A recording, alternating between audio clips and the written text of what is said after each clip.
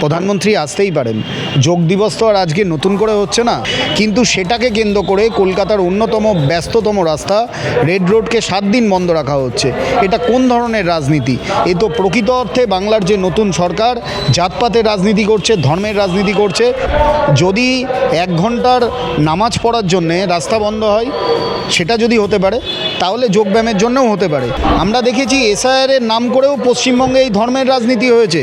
পার্টিকুলারভাবে একটা সম্প্রদায়ের মানুষকে টার্গেট করে তাদেরকে লজিক্যাল ডিসক্রিমিনেন্সির নাম করে তাদেরকে আন্ডার জুডিশিয়ানে দিয়ে দেওয়া হয়েছে। বাংলার যে রাজনীতি, যে কৃষ্টি, যে কালচার, সেটাকে ধ্বংস করে দিচ্ছে বিজেপি। যা ভারতবর্ষ জুড়ে করছে তাই বাংলাতে হচ্ছে। এরা এইভাবেই তো বাংলাতে ক্ষমতায় এসেছেন, ধর্মের রাজনীতি করে। কিন্তু এই ধর্মের রাজনীতি কত বড় ভয়ঙ্কর হতে পারে সে তো এর আগে দেশ দেখেছে। বাংলা সহ ভারতবর্ষের গণতন্ত্রকে রক্ষা করতে কংগ্রেস লড়াই করছে। কংগ্রেস সরকারে থাকুক আর না থাকুক, মানুষের পাশে থাকে। রুটি রুজির লড়াই, দেশকে গড়ার লড়াই, বেকারত্বদের পাশে দাঁড়িয়ে লড়াই, কৃষকদের পাশে দাঁড়িয়ে লড়াই। 2 ঘন্টার নামাজে অসুবিধা, অথচ 7 দিন ধরে রেড রোড বন্ধ। কি ভাবে দেখছেন? দেখুন, আমরা বারবার বলি, ভারতবর্ষের বুকে 2014 সালে বিজেপি ক্ষমতায় আসার পর থেকেই ধর্মের রাজনীতি, বিভাজনের রাজনীতি করছে। তার নবতম সংযোজন এটা, যখন ঈদের সময় রেড রোডে নামাজ পড়াকে বন্ধ করা হয়, তখন প্রধানমন্ত্রী আসতেই পারেন। যোগ দিবস তো আর আজকে নতুন করে হচ্ছে না। ভারতবর্ষের ইতিহাসে, সংস্কৃতিতে যোগ দিবস আছে। যোগ একটা স্বাস্থ্যকর জিনিস, স্বাস্থ্যের পক্ষে উপযোগী, কিন্তু সেটাকে কেন্দ্র করে কলকাতার অন্যতম ব্যস্ততম রাস্তা রেড রোডকে 7 দিন বন্ধ রাখা হচ্ছে। এটা কোন ধরনের রাজনীতি? এ তো প্রকৃত অর্থে বাংলার যে নতুন সরকার জাতপাতের রাজনীতি করছে, ধর্মের রাজনীতি করছে। তাদের এই কার্যকলাপের মধ্যে দিয়ে তা এক প্রকারে নিশ্চিত। বিজেপির বিধায়করা বা বিজেপির সাংসদরা তাদেরকে পাল্টা যদি প্রশ্ন করা হচ্ছে যে 7 দিন ধরে রাস্তা বন্ধ, তারা বলছেন যে স্বাস্থ্যের জন্য, কোনো রকম ধর্মীয় কারণে নয় রাস্তা বন্ধ থাকছে, শুধু স্বাস্থ্যের জন্য, স্বাস্থ্যের উন্নতির জন্য বন্ধ। আচ্ছা, ধর্মের জন্যে হোক আর স্বাস্থ্যের জন্যে হোক, রাস্তা বন্ধ করা এটা কি কখনো কোনো আইনে আছে?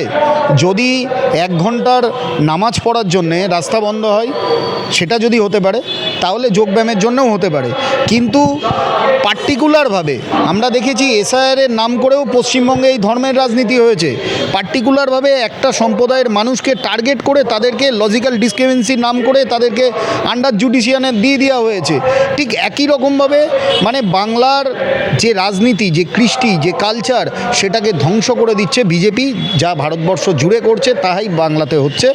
এর মধ্যে দিয়ে সংবিধানকে হত্যা করছে, গণতন্ত্রকে হত্যা করছে।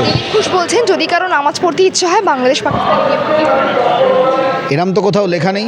ভারতবর্ষের সংবিধানে তো এমন কোনো লেখা নেই। ভারতবর্ষ সর্বধর্ম সমন্বয়ের দেশ, বহুত্ববাদের দেশ, জাতি জাতপাতের ঊর্ধ্বে উঠে ভারতবর্ষ। সেই ভারতবর্ষের সংবিধানকে হত্যা করছে। এ তো আমাদের নেতা জননায়ক রাহুল গান্ধী সর্বক্ষণ বলছেন।